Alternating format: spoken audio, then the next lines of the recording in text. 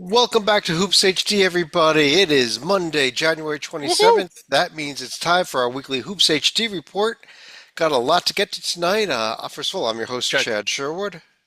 why don't we change the name of the show to the David Griggs Report? I think that would boost ratings and just be a better show. The buzzer is What? back. Wait, I'm why is back the in my buzzer home back? territory. Got Matt Zukowski over there, David Griggs below me, John Teitel to his side. Got a lot to get to, but Teitel, I'm going to start with you here because the McDonald's All-American teams came out today, and I want to go ahead and throw them on the screen here. Just get your thoughts on the announcement actually before we actually get into uh, what happened on the court. We're starting to look at a little bit what might be happening next year with some of these uh, all these players going to UConn and Duke, I think. But And Rikers Island, apparently. That's fantastic. No, it's a nice class. how the hell did that get in there? Up What? and comer. What? That is a sabotage. Let's fix that. Okay, go ahead, Teitel. Sure. So the rich get richer as always. To nobody's surprise, you can see on the East squad 3 guys from UConn, Right, and going to on Rikers. the East side 2 guys going to Duke. You might have heard of them, Boozer and Boozer, as well as a third Dookie, Nicholas Kamania, down on the West squad, and then John Calipari working his magic as Arkansas got a couple guys as well. So no surprise that the great recruiters stay great. A couple of the big surprises. Number one, AJ DeBanza, the projected #1 pick and top incoming freshman going to BYU. I think it's their first McDonald's guy in almost a quarter century. Rumored to have an NIL deal of $4 to $5 million. So I can't wait to see if the money's worth it. And then a couple other surprises to me is that usually there's like 2 or 3 undecided. I think we have 4 undecided, as you can see, with the guys who have no college listed. So there's still plenty of time for both the rich to get richer or somebody else to pick up a guy. So it's always one of my favorite days of the year to see the future of the sport and where they're going to go. Yeah, now when Well, these maybe are if I had a names better we're discussing lawyer, I next year. wouldn't have to go to Rikers. We took care of that. A little glitch on the screen, I think. Anyhow, let's get to the action that's been going on the court. And I thought, Matt, you're here with us tonight. Also, Yeah. maybe we'll start this week with Mark with the Big East, which I think we talk Big East. We start with Marquette, and your Marquette team did have a nice 2-0 week with the road win at Seton Hall and the win over Villanova, which may have Chad, silenced the can, Villanova people. can we get the Yes, Big East on the screen? it's not on the screen. It's not on the screen. You're on the screen. No one wants to look at you. We want to look at the Big Oh, East. Okay. Okay, let's get the screen that's share not. rebooted here. I was seeing it. I don't know what the There, puppets do there we right go. now, but Is yeah, that There is it that is. better, guys? it's All right. definitely Yes, okay. yes. Okay. All right, but yeah, that's what. Yeah, Marquette got back on track, kept pace with St. John's, who's also neck and neck here. They didn't win here, but now it's nice week. Comfortable win over Seton Hall. Pretty comfortable win over Nova. Nova never let the game fully get away, but also I think it never really got within 6 in the second half. So it was one of those played within about 6 to 12 points, and then free throw shooting at the end. Marquette hit their free throws, win by 13, and Nova's NCAA hopes are just about dashed. I think at this point. Yeah, I mean, Um, last season left for them, but this Already was nine not. losses, and they're now that they run the table, especially with Kyle Neptune as their coach. yeah. Here comes the I Neptune think love they're again. I think they're pretty much dashed, and games are selling out quickly. So if they don't get tickets soon, Nova's going to miss the tournament. Uh, Griggs, I was going to do you next. Now I'm not going to. Tytel, I put the Johnnies up there on the right. They only had the one game this week, but they did complete the season sweep of Xavier, and now at least with Xavier, who we'll get speak about here in a minute as well, pick it up. Do the Johnnies maybe finally have something on the profile that other than just a gaudy record? Yes, I mean you can't argue with their only tier 1, and now that Xavier is becoming a good team uh, after beating UConn, even though McNeely wasn't there, I think it's a great scalp for them.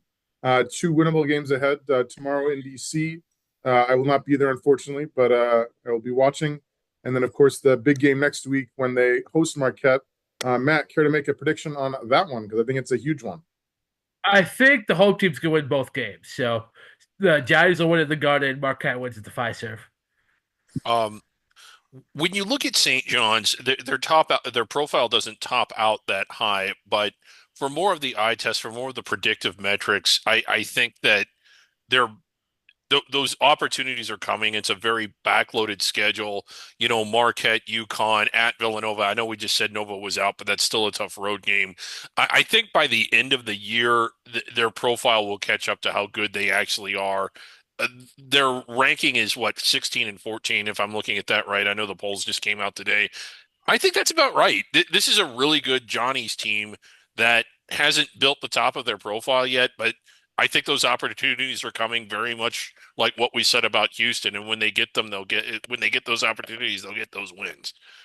Yeah, and the team that the Johnnies did beat this week, Matt, was Xavier, but Xavier then bounced back, uh, got the home win over UConn. I know it's still a shorthanded UConn team, but this Xavier team, it's a team that we put in the field when we did our bracket rundown show last night. Uh, do you think that this team is there at this point?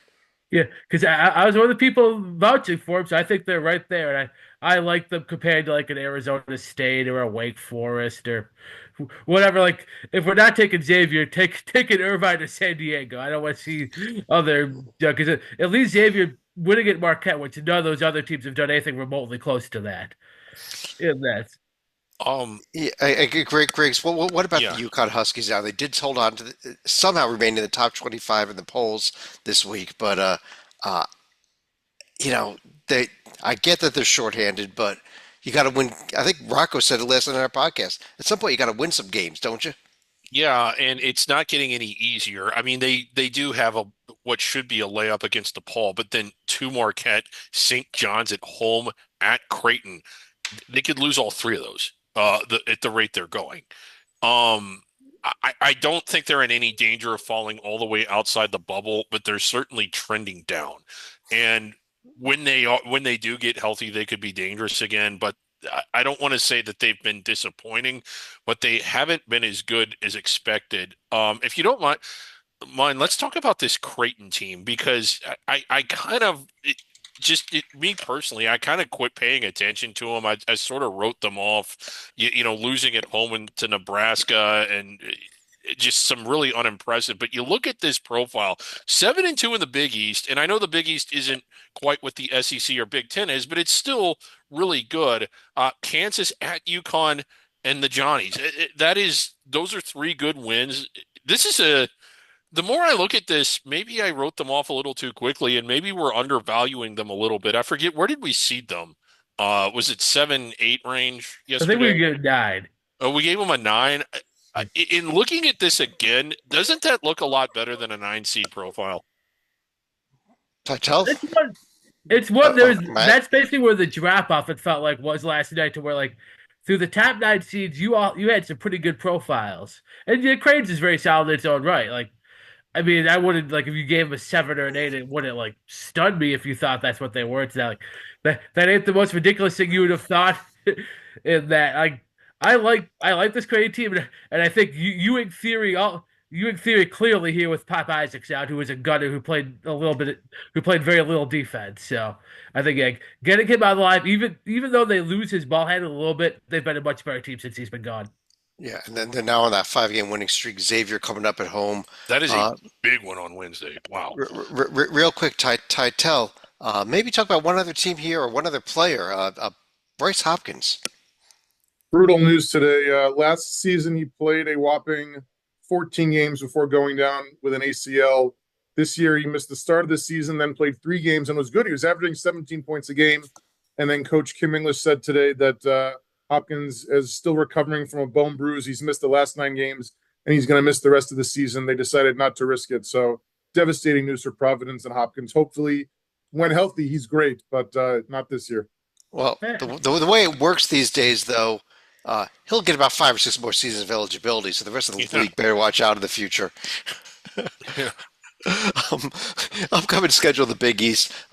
Huge game Wednesday night, Xavier at Creighton. Also the UConn Marquette game on Saturday. So a couple of really big games I think worth circling here. And maybe don't overlook that Creighton Villanova game on Saturday also. Yeah. Uh, I think Creighton can win that one. So Let's jump over to the conference we normally start our shows with, the SEC. And Matt, the game of the week we said was going to be the Auburn Tennessee game, and it ended up being a pretty darn good game. 53-51 Auburn win.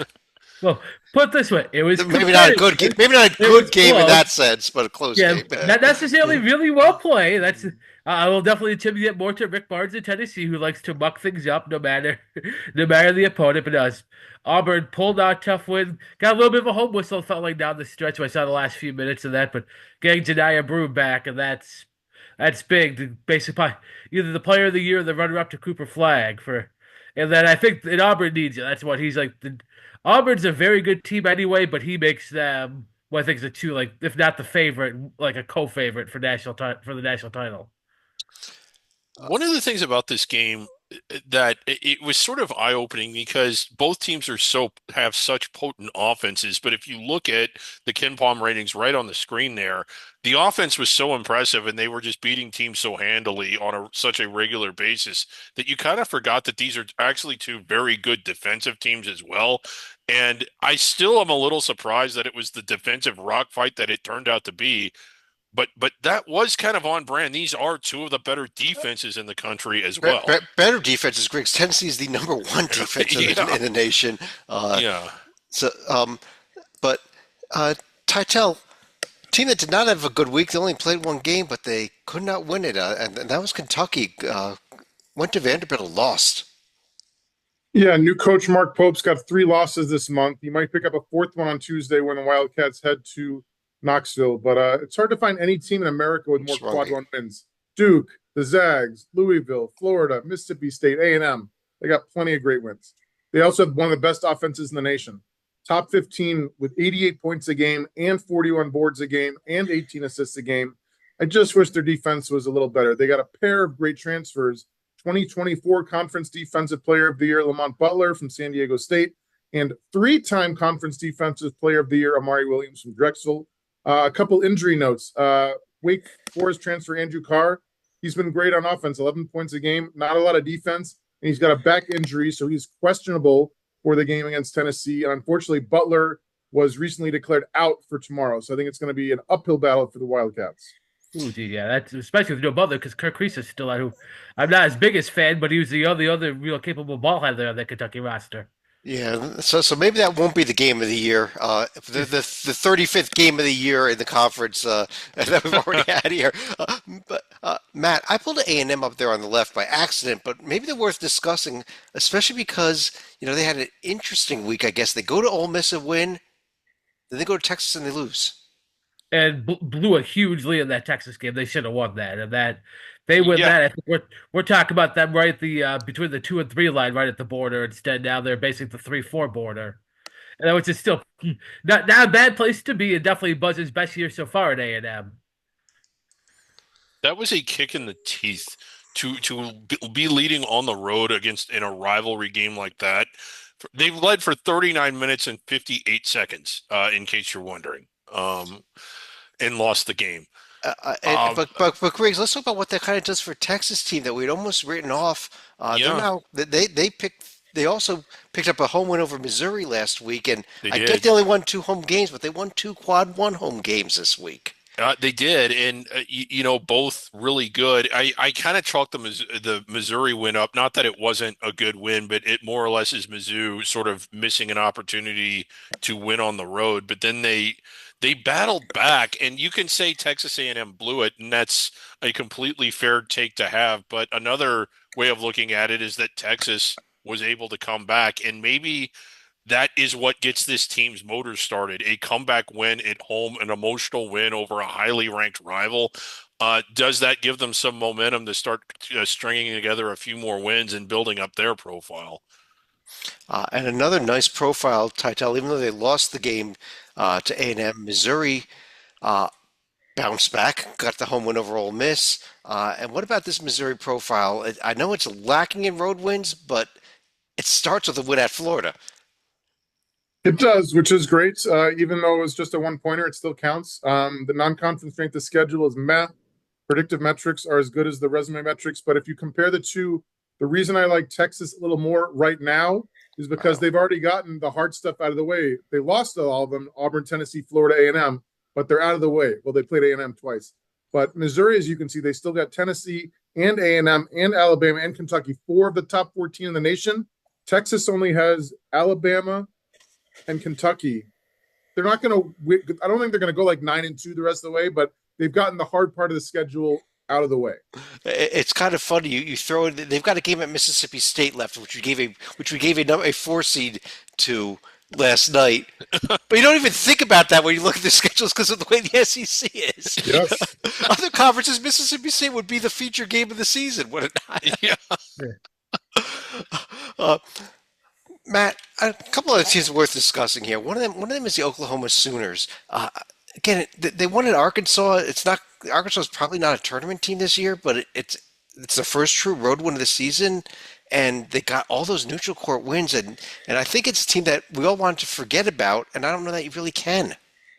You can at this point. Now, their profile was a little better than I thought. Like, I guess they only have 4 losses total, but yeah, like 5-4 in the top 2 quadrants, 9-4 against competitive teams, and that's a nice cushion to where, even if they fall to say 8-10 in the SEC, I'm pretty sure they'd be in. And at 7-11, it would be, man, that would be a close call one way or the other. Like at I think 8-10, they might not even be in Dayton at 8-10. They might be above Dayton, the first 4. How about that, Titel? Are 8 and 10 teams in the SEC this year going to be above Dayton even? I have to think so, only because the strength of schedule is going to be off the chart, and therefore the net and all the metrics are going to be off the chart. And as you can see by the Oklahoma resume, the only tier 2 losses to Texas, it's very close to becoming a tier 1 win. It could happen this week. Before we move on here, I kind of wanted to make a point. We selected 13 teams from the SEC in our bracket rundown show last night, which is down there if you want to watch it. I always say that you can't look at things categorically, but I'm about to make a categorical bracketology point. You look at Oklahoma and they have 1 true road win. They just got it. And you look at the remaining road games, they might not get a second win. Kentucky, can we pull up Kentucky real quick, Chad? Again, 1 true road win. No one, it's going to be hard to get a second one. I'm going to disagree with you, the point you're going with here, Griggs, because I just think then Missouri's the other win. Like, because you hear a lot of this out of committee members is road neutral record. You've got the 5-0 against great competition for Oklahoma and that neutral court group. They've still never selected a team or put a team inside the bubble that won an auto bid that didn't have at least 2 true road wins. I'm just saying. I'm not saying that's 100% true, and it is. It feels like some precedents are going to probably get broken this year. That I could easily see that being one of them. Because I mean, look at like these. None of these are bad. Like none of them are outside of. None of them are bad. Maybe South Carolina. Yeah. Okay. Well, we'll see what happens. Again, the 5-0 neutral though, when you beat Arizona, Michigan, Louisville in that group, Griggs, and on the other side of Kentucky, you beat Duke and Gonzaga neutral. Yeah, and the Gonzaga game was in Seattle, so I mean, it was sort of a. Let's take a look at the upcoming schedule here in the SEC, and we already mentioned that Kentucky Tennessee game, but by the way, we got Oklahoma and Texas A&M tomorrow night. By the way, we got Alabama at Mississippi State on Wednesday, and Texas and Ole Miss on Wednesday, and Auburn and Ole Miss, and I keep going here. Florida at Tennessee, a little. Titel, some revenge for Tennessee in this game. They got their asses kicked in Florida earlier this season. By 30 when they were the top team in the country. Yes, Chad. I think they're circles. Let's throw in there Missouri at Mississippi State. Let's throw in Vanderbilt at Oklahoma. Let's throw malicious game there. The Georgia Texas Alabama and LSU game. is interesting. I think that's the type of game Texas has to win if they want to make the tournament. Yeah, and that is a winnable road game. Not everybody gets to play at LSU. So once again, we're circling the vast majority of this conference this week. We didn't even mention that Vanderbilt team who actually, how about this, Griggs? Vanderbilt cracked the top 25 in the AP poll today. Yeah, but there's 9 teams from this conference ranked ahead of them. And I just don't That's true. I'm laughing. Go ahead. Yeah, and I just don't think the committee is going to take the 10th best team from a conference. Uh, let's go to the Big 12 conference. And Titel, Kansas Jayhawks had an interesting week. They looked real nice on Wednesday night, uh, and not so good in double overtime. The double overtime game against Houston over the weekend. I mean, Bill Self has won 800 plus games in his career. I don't know if he's ever had a more painful loss than the one at home last Saturday to Houston. They had a 4 point lead and the ball with 40 seconds left in regulation. They had a 6 point lead and the ball with 20 seconds left in overtime number one. And then they lost by 6 in double OT. They just couldn't inbound the ball. They couldn't make free throws. It all fell apart. Is there any shame in losing to a great team on a 12-game winning streak while KJ Adams is out with a separated shoulder? Absolutely not. But there's also no time to sit around and pout. UCF is coming to town on Tuesday. And I want to give a shout out to two-time All-American Hunter Dickinson. He scored his 2,500th career point last weekend.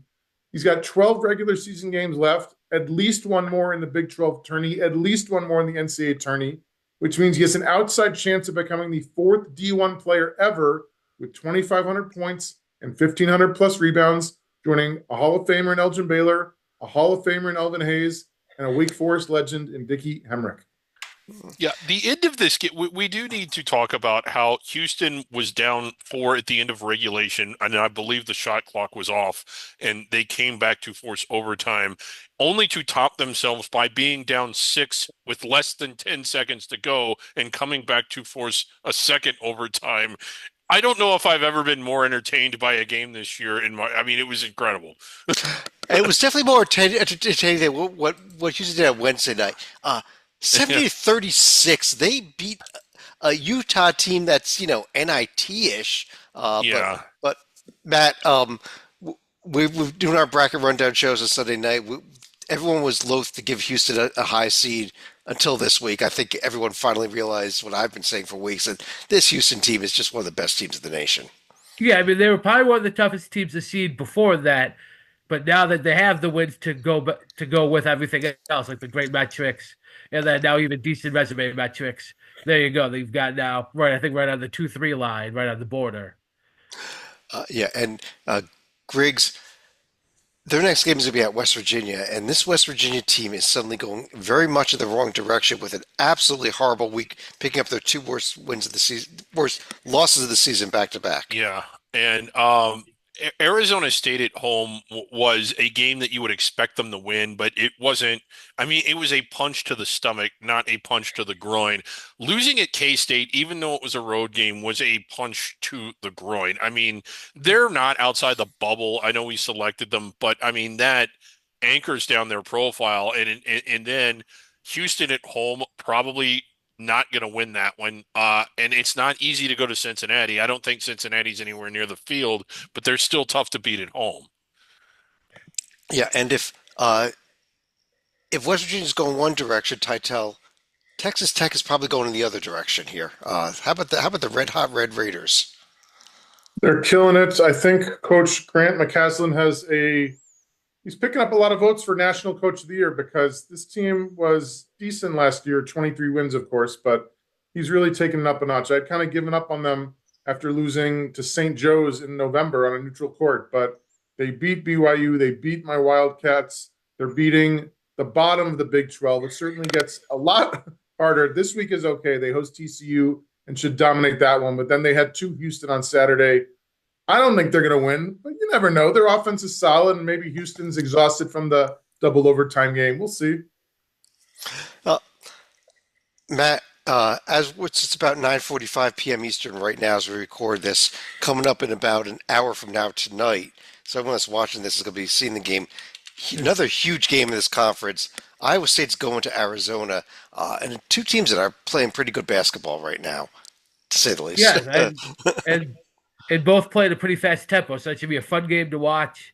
And then it's just like Iowa State, the great guards, Arizona, the real good front court. So the matchup too, they're not stylistically similar. Like say Iowa State Marquette was a very stylistically similar game. This one we'll see whose strength wins out, and it's one where if Iowa State ends up as a 1 seed and they win this, that's a be a big reason why. Arizona wins it. Suddenly, we had about the eight, I think either 7 or 8 line last night. They'd probably be up in the 5-6 line if they get this game. Yeah, look at Iowa State still has these road tests left, though. Griggs, you love to talk about road games.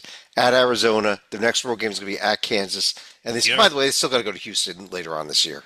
Yeah, they can really inflate that profile. If they win all three of those, I think they're going to be in good shape. They may go past Auburn. Yeah.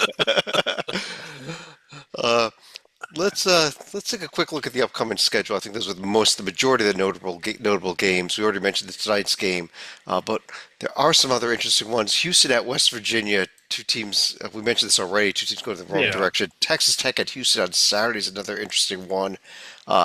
Titel, you got a call for us on Saturday's Arizona game after we get through tonight's. I'm telling you, like, as much as tonight is the big game, like, ask any Arizona fan which game they want to win this week, and it's Saturday. The Devils they've been tough this past several years. Like, they had that one game where they hit the 50-footer to put the dagger in us, and we will certainly not be overlooking them. I guarantee you, if we beat Iowa State by 50, we're still going to be looking directly at Bobby Hurley. I believe it. That the temperature of that one's pretty hot. You don't need Titel to tell us that, but not so much a showcase game, Chad. But one I'm kind of circling is this Baylor at BYU game tomorrow. Baylor inside the bubble, but not in the protected seed range, and certainly not so far in that they can't fall out of it. And that is a tough road game. Tough road game, and then you come back Saturday and you got to host Kansas. So it's a big week for this Baylor team, actually, who's put together some wins despite being shorthanded. And by the way, Monday night, Iowa State's at Kansas. Oh yeah. Next Monday night. Just throw that out there. Again, another ridiculous conference here. And speaking about, let's get the last of our conferences that are going to get the majority of the bids up here. Let's talk a little Big Ten basketball. And Matt, why don't we start with the team up top here? So the Spartans, they only played the one game, but they went to Madison Square Garden and took care of my Scarlet Knights, and here they are at 17-2 overall. Yeah, no, they're actually a fun watch this year, which definitely isn't always the case with Michigan State, but they're back to playing faster paced basketball. Still take a little too much of the mid range, but yeah, they miss a shot, they can get it. I like their backcourt with Akins and Holloman and Jeremy Fears, and then listen, they were impressed with them last week. Even though both games were fairly close, the wins over Penn State and Illinois last week. Got a chance to watch both of those games again, trying to get a better gauge on Michigan State. And I think they are a legit top 15 level team, top 10, 15, somewhere there, right up at the top of the Big Ten. And I think we'll be right there toward the entire way. I would be surprised if they had anything where they lost like 4 or 5 or anything. They'll pick up some losses, but I think in the end they'll still be roughly 15-5, 16-4. Yep, and Michigan State does have a couple weeks of game title coming up against Oregon, and the Ducks, a team that's kind of heading the wrong direction lately, including finally getting their first road loss of the season, and a bad one at that. It's amazing. It's amazing what a difference a week and a half makes. So 10 days ago, Dana Altman was sitting very pretty at 15-2. Home loss to Purdue, no shame in that. Road loss at Minnesota, some shame in that. Doesn't get much easier this weekend. Road trip to UCLA, home game against Nebraska. One key to their success happens to be one of my favorite players in the sport, Stanford transfer Brandon Angel. Senior forward is a 2-time academic All-American. He was Scholar Athlete of the Year in the Conference Champions last year while maintaining a 3.99 GPA in economics. His honors thesis analyzed the impact of school closures on academic achievement. It included data cleaning and a regression analysis. This year, he's scoring 10 points a game, shooting a career best 57% from the field. If the puppet can tell me what the heck a regression analysis is, I'll give him $1. It's well, like I don't know, like I tend to regress. Sorry, no dollar. I think it has to do with being blackout drunk. Griggs, I think it's worth spending a couple seconds talking about the Minnesota Golden Gophers, though. Believe it or not, maybe one of the hottest teams in the nation. When you look at what they've done their last 3 games with a win at Iowa and wins over Michigan and Oregon, a team that we completely written off, probably still deserves to be written off when you look at the whole profile. But suddenly they can't lose a game. Suddenly, what the heck's going on here? Well, if they win the next one, they'll really have my Yeah. attention if they go to Sparty and win tomorrow. I don't know if they're that team. Well, like we always say, who's that team that's nowhere near the bubble that gets no attention, that in the middle of late January just gets red hot and storms down the stretch and gets in. But maybe they are. Uh it's still really hard to win at the barn. They have a really good home court advantage. And the Iowa Minnesota rivalry is a little bit heated, so I don't know, but if there's a reason to watch the game tomorrow. They've been playing well enough to where I don't think they're going to win at Michigan State, but Michigan State better not just completely overlook them either. Yeah, it's just wild with the way they're playing lately. Yeah. Indiana, not wild Okay, how go they've ahead. been playing. Yeah, okay. Want to hit a little Indiana here, Griggs? Indiana coming up here on the screen. That they are uh, Not in the pick. field. They don't have bad losses, but they've got a lot of losses at this Yeah. point. 7 losses is a lot. And I think Nebraska lost their 38th straight game yesterday. Uh, Nebraska is now on a 6-game losing streak. Also, a team that's going the wrong direction. Matt, UCLA though, maybe team heading in the right direction here. Well, that's what. Hey, they got back home. They were out. Like it was a tough road trip to begin with, and then being out there when the devastation of the wildfires hit only complicated things to where you realize that you couldn't expect them to win games there. And most of those, yeah, at Maryland, tough place to play, and that the Rutgers has been disappointing, but still not an easy place to play. And that was at the end of that trip. So I think, yeah, now that they're back home, back in the surroundings, trying to make sure everything's okay, and let their season go on, and now. I think will close fairly strong in that 'cause they still play excellent defense. Their offense got away from them a little bit in Big Ten play here because I know earlier in the year they're like the 50s and 60s in offensive efficiency, and now I see they're 96. So like they're gonna have to win rock fights, but Mick Cronin knows how to win a rock fight or two in his career. He Yeah. invented rock fighting.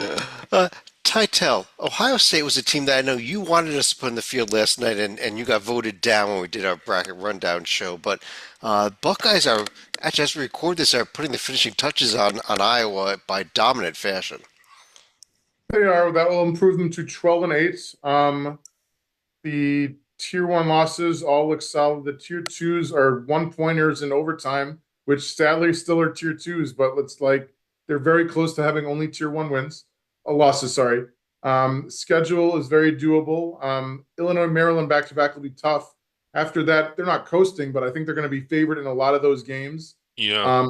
And the metrics looking better for predictive. I think they're going to be right on the bubble the whole way through. I could see that, and I could definitely see the case for them even right now. But I've got a problem with the number of losses. 11-8 Yeah, that is an issue. Six How's and that eight strength of against schedule real looking, Chad? teams. Strength of schedule is 7. That's That's good. why they That's lost all pretty. those games. That's pretty Hey! darn good. But still, you at the end of the day, you got to beat somebody, as we like to Yeah. say. Uh, Griggs, one more team real quick for this conference, the Wisconsin Badgers. Yeah. Um, I You're know you going to weren't. me. That's interesting. I know you weren't a big fan of them, which was kind of funny last night. I didn't call you out on this because you touted Michigan as being so great because they won at Wisconsin, and then you said how bad Wisconsin was. So I wanted to give you a chance to address both teams here tonight. Well, Wisconsin's good at home. They're 11-1 at home. The only loss was to Michigan, but they leave home and Well, they're not. Wisconsin's no good, according to you, right? They're good at home. They're good. They're good at home. Very good at 11-1 at home. Just not quite as good as Michigan is on their floor on that day. But I'm not. It's not that I don't like Wisconsin. It's that I don't like them as a protected seed quite yet. Largely because I just think that their wins, where they top out, Arizona, while good, was not good at the time that Whiskey beat them. I think you have to take that into account. Ohio State, we just got done crapping on, and not the best road team. And then I just thought we just got done praising Ohio State, actually, and there's great well, strength of you did. schedule. You did. You said they were 11-8. Oh, their schedule strength is good. Yeah, they played Wisconsin. I mean, that'll beef up the schedule. But I don't think that their wins look like a lot of the other teams that we had in the protected seeded range, and that's why I had them a little lower. Okay. Now, at Illinois, at Marquette, at UC. Those are really, really hard games to win. You can't even really ding them for that.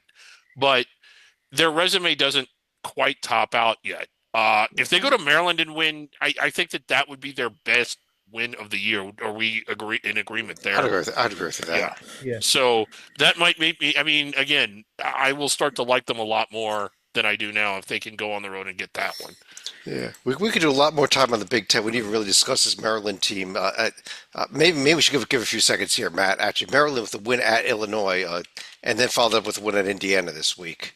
Yeah, they've been strong in the metrics all year, and now their resume started to catch up a little bit, which generally happens for teams. With if you're good all year and the results doesn't really show it, at some point they generally regress to showing those type of results, and then you blasted Illinois. I know there were no evisions for Illinois, but you still blasted them. I don't know if you would have come met 21-point difference, and then they were up double digits basically the entire second half. Yeah, And yeah, then, yeah. Yeah, this Maryland team just missed the top 25 in the polls this week too, and I think that they probably deserve to be there more than a few teams that didn't make it. But that's neither yeah, here nor there. and they got very manageable schedule down the stretch to where like they're 4 games back of Michigan State. That's probably not going to catch up there. But hey, if they finish in second, it wouldn't stun me. Uh, yeah, definitely possible. I mean, you got Purdue in here as well. Um, Tonight, UCLA USC, after we record this, we've got some real interesting games. We just mentioned that Wisconsin Maryland game coming up here. We mentioned that Minnesota Michigan State game tomorrow night. Oregon at UCLA. That's a good one. Indiana Purdue is always a good rivalry game, although I think Purdue is going to crush them Oh, this yeah. week, Yeah. this year. Wisconsin road test at Northwestern. Ohio State at Illinois Sunday, maybe really worth circling as well here, though. That's a big one for the Buckeyes. Uh, let's uh, let's jump over to the Mountain West Conference uh, and start things off. Maybe Matt, let me start with you again here. Utah State, nice 2-0 week, one home, one road win, albeit over kind of the bottom of the conference. And I think what helps for them, nice margins too. I know they were falling behind a little bit in the metrics to where that might cost you, especially that 5 to 8 seed range. You might get an 8 instead of a 5 with your metrics being poor, but now winning by those margins all of a sudden here you are, you're 40, 35, 44, which that's livable to give a 6 or 7 seed to. So that helpful that I recommend they keep winning by those type of margins to potentially keep climbing up the seed line. And Tatel, I'd like to ask you as a bracket guest expert about the San Diego State team. Coming off of I think they beat somebody over the weekend as well, but they needed overtime for a 1 point win against Air Force, who is very, very not good. um, you know, but uh, is this San Diego State team? Could they be in any trouble here, or do you still think they're safe? To answer your question, it was the tier 2 19-point road win at Nevada, which as road wins in tier 2 go is pretty darn good, I think. The 8th best defensive efficiency in the nation means I think they will be safe the rest of the way. Granted, when you have Tim Miles not once but twice in the next couple of weeks, you better beat Tim Miles. And obviously they'll be okay if they lose at Utah State because that's a tough freaking game. The non-conference strength of schedule is going to help a lot. The Houston win is looking amazing, so It is. I think they'll be okay.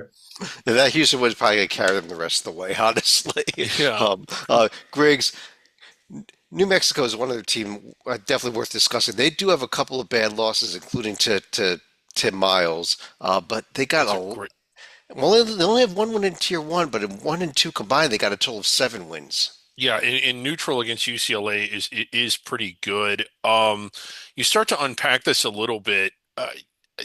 The win at UNLV in at Colorado State is valuable.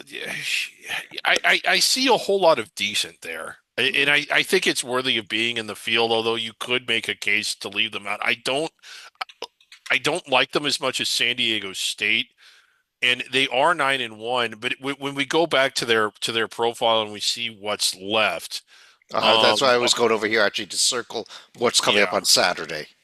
yeah, They're at Utah State. right now. if they win that one, I think it changes the entire complexion of their profile and really their entire season and probably my entire opinion of them. And then I'm like, oh, they're a first ballot team in the 6, 7 seed range.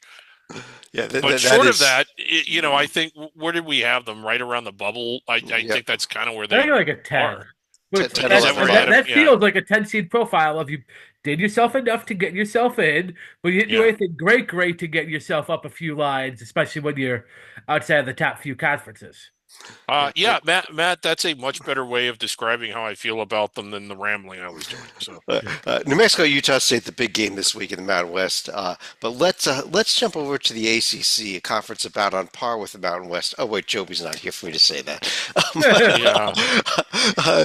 Where as we record this, we've got a game going on. Still at the half, it looks like Duke in a little bit of trouble at home against NC State, but a lot of time left to go in that game. They appear to have control of it, I Oh, think. okay, is it going again? I didn't even Well, have I an mean, update. So. yeah, they're up 6 in the second half after Okay, being down by as much as 15. So since okay, that point, they've completely controlled the game. there we go. My scoreboard wasn't updating there. We'll get.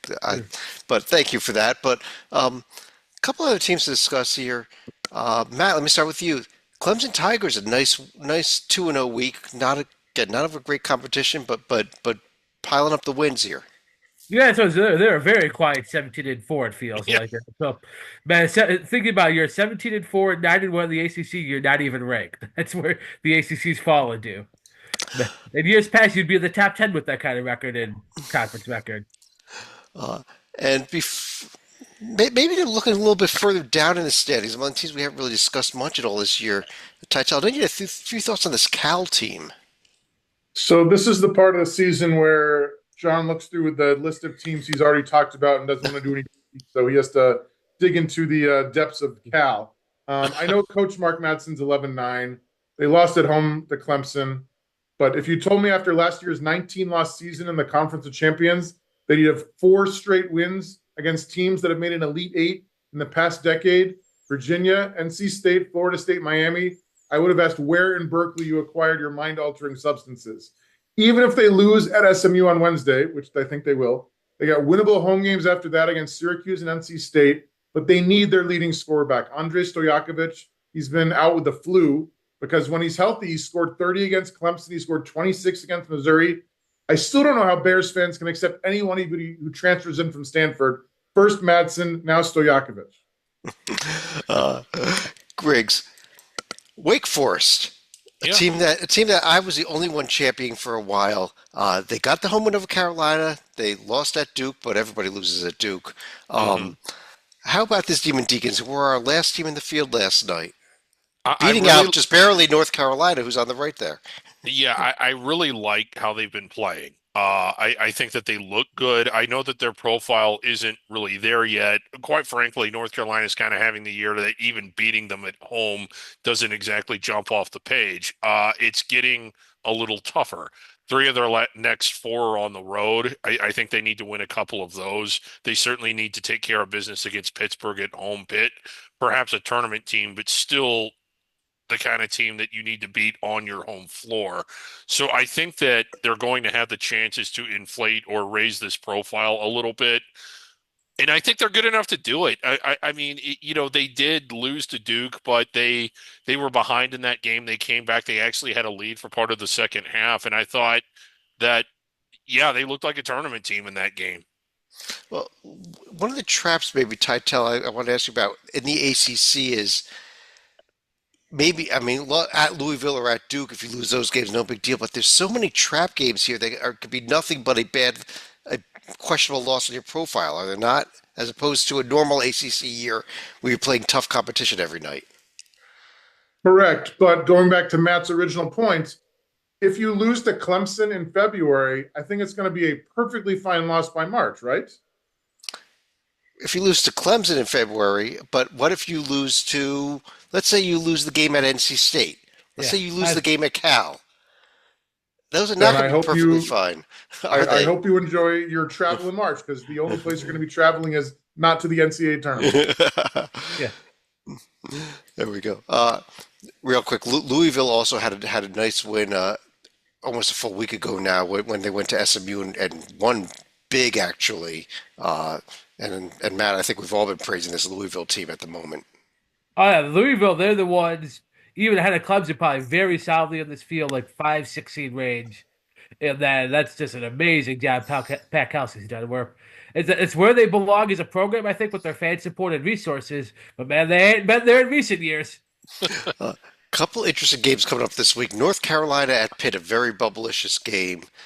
Yeah, Wake is at Louisville here on a good one on Thursday, and a that's a rather yeah. unimportant game on Saturday, Yeah, Griggs, because those two teams have been in the NCAA tournament before, Yeah, correct? yeah, they've met in the NCAA tournament, and you know, they're they're not well, they're still 8 miles apart, but so is Wazoo and Idaho.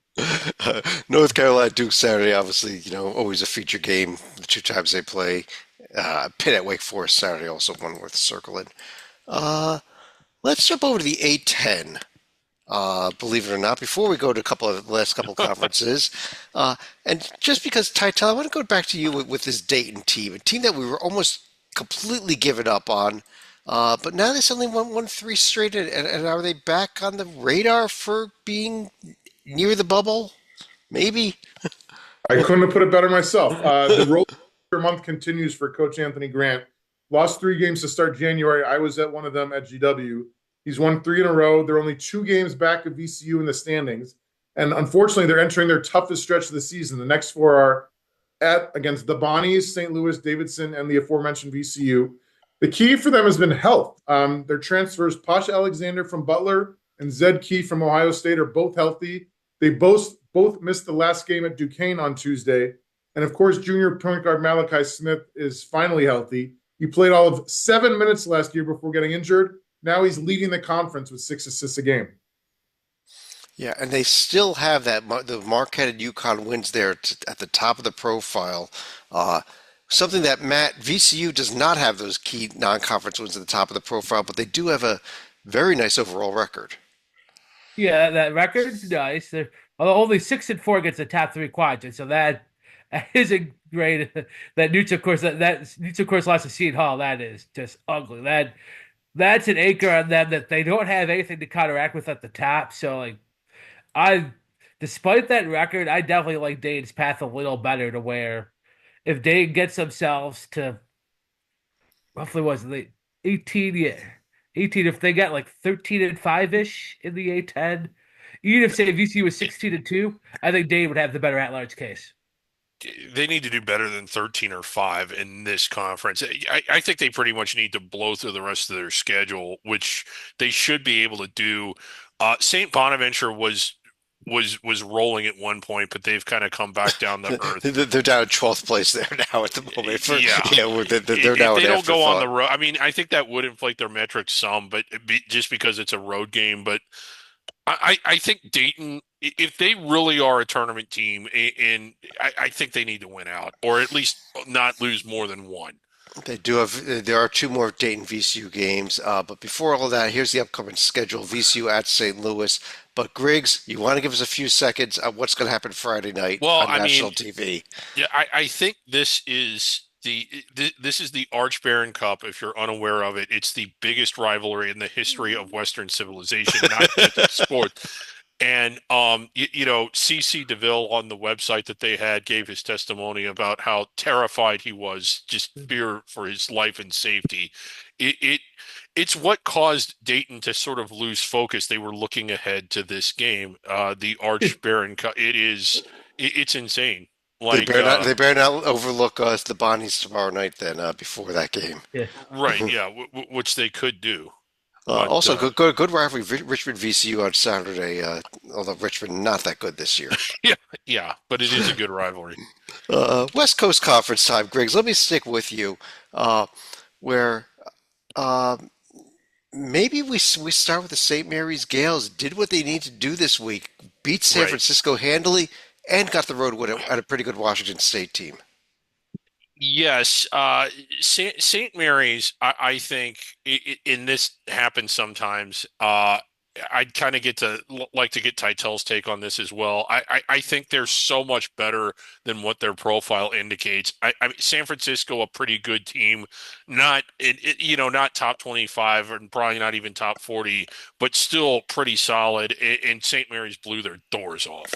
And you can look at this and you can take issue with the fact that they don't have any massive tier one wins. But I mean, a lot of these teams they just took apart. Did you see what they did to USC? And like they went to Utah and won, winning at Wazoo. Wazoo, a pretty good team at home. And my God, what they did to San Francisco. I mean, they're just taking teams apart. Titel? Anybody who can limit USC or any major conference team to 36 is blowing the doors off. I'll give you that. The three losses, all by single digits. ASU loss, neutral sites. Boise State by 2 in overtime, excusable. Utah State by 7 at home, excusable. What's amazing is last year I thought was one of their best seasons ever. They lost 8 games. This year they've lost 3. Like I don't think they're going to win 30, but like it's possible. It certainly is. Now the schedule had these next 4 games. Look at this: at Santa Clara, home Zags, at San Fran, at Oregon State. Yeah. After you just played 2 tough games this week, even though you did get the 2 wins there. We're going to find out a lot about the Scales team. I think we will, but I think that they can. They might not win all 4, but I don't think they're gonna. I think they're gonna hold their own. But what it also do, Griggs, it'll give them a chance to get some stuff done in quad one because all 4 of those games will be quad one games. Yeah, it will. If they win all 4 of those, Mm-hmm. I mean, what are we saying then? Technically, possibly. Yeah.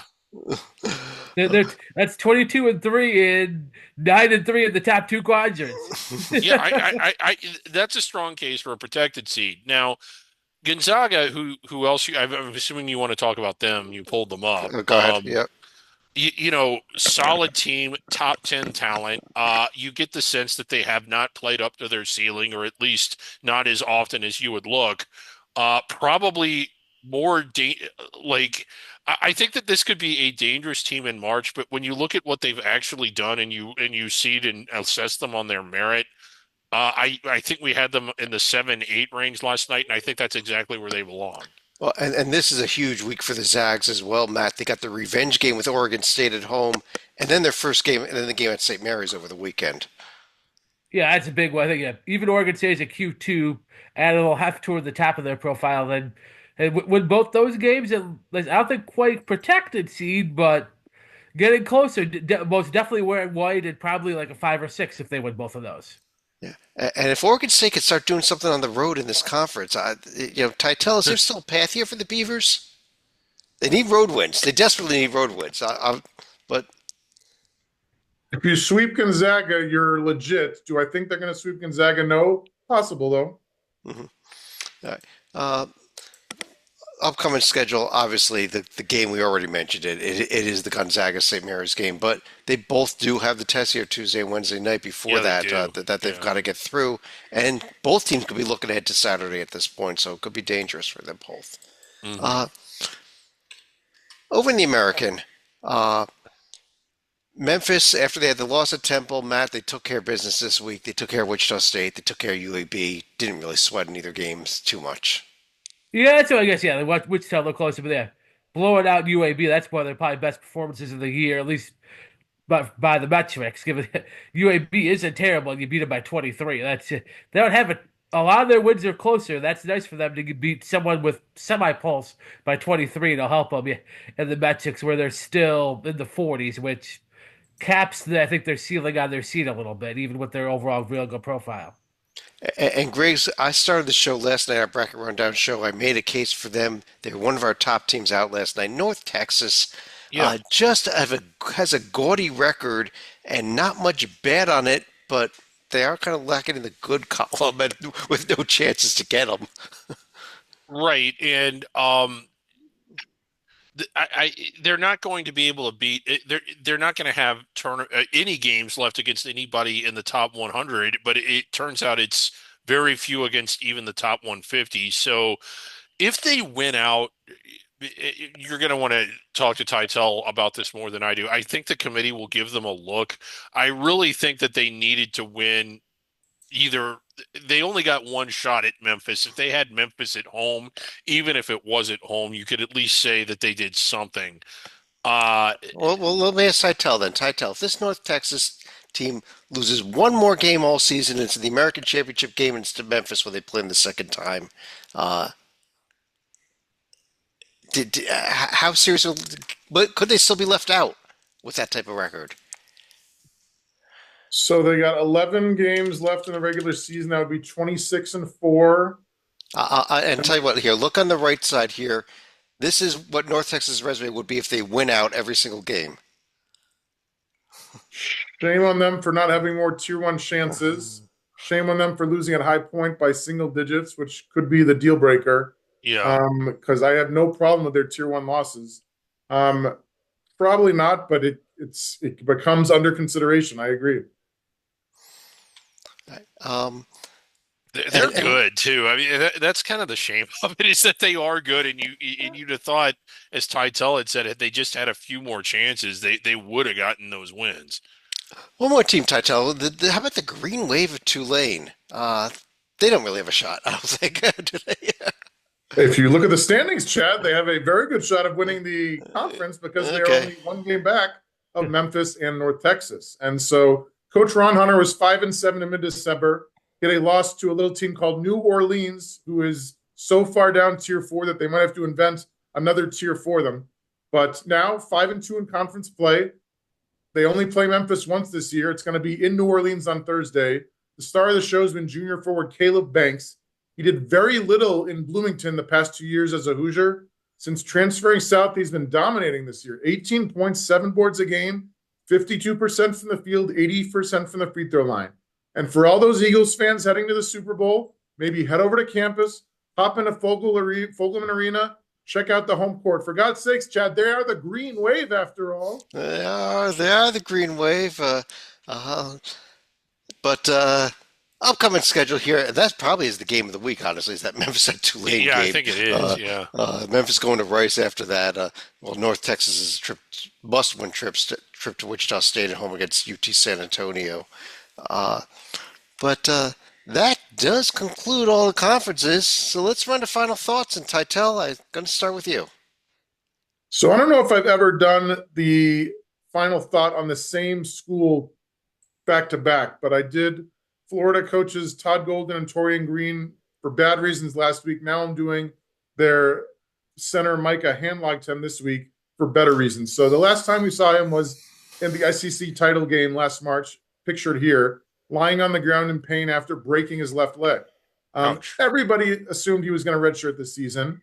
And then last week, he's like, I might return to the court against Georgia last week. And then he changed his mind and was in street clothes. But Coach Golden said that his big man has been cleared to play and that Micah has the final say in whether he wants to redshirt or play this year. Do you think a late season sub is going to matter? Usually not that much. But this is a top 10 team, possibly adding a 7'1" center whose 108 offensive rebounds last season were the second most in the history of the school. Gators are a great team.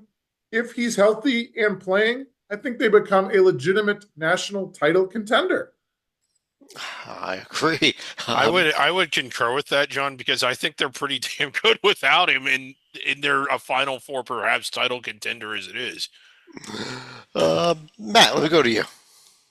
Yeah, I will say I was one of those. I was with the puppet. I was with our friend Rocco from Bracketeer, and that where I did not think the SEC was going to get 13 teams in. I'm starting to see a path for it, especially because what I'm seeing is a lot of them have really nice records against real teams, the top 3 quadrants. They did not play many tier 4 games in that conference, which is very smart because hey, when you look and say Ohio State, even if Ohio State fish fairly well, there's a decent chance they're going to fish under 500 top 3 quadrants. Where you have an SEC team that might be like 12-10 in that 12-10 against the Ohio State's 12-10 and 12 may be the difference right at the cut line. Yeah, this is going to be real interesting with this SEC over the next few weeks here. Been interesting At the end of the day, I think somebody in this group is going to fall apart, though. Maybe it's Georgia, maybe it's Texas. But 12 is so realistic. Griggs, you want to finish off the show? Yes. So my thought was about an hour before we came on, I just happened to be perusing Twitter and I saw Archie Miller speaking of the SEC. And his comment was that I gotta back this up and say that perhaps he was being ironical, but it didn't seem that way. That you could never really tell how good of a conference is. And his insinuation was he heard that they were basically just 54 and 54 in conference play, which was right at 500. And you know, they were getting a little too much credit for only being 500 in conference play. And I could not stop laughing after I heard that, and I so wish Joby was here because my final thought, if he had have been, would I was going to argue that the Mountain West is every bit as good as the SEC because they are also 500 in conference play. Man, just like that. That's all there is to it. That's all there is to it. On that note, I want to thank everybody for joining us here. Congrats to the Mountain West. On behalf of Matt Sikowski, David Griggs, and John Teitel, I'm Chad Sherwood. Thanks for joining us. We'll be back on Wednesday night with Under the Radar, next Sunday night with another bracket rundown, and next Monday night with another Hoops HD report. Talk to you again real soon.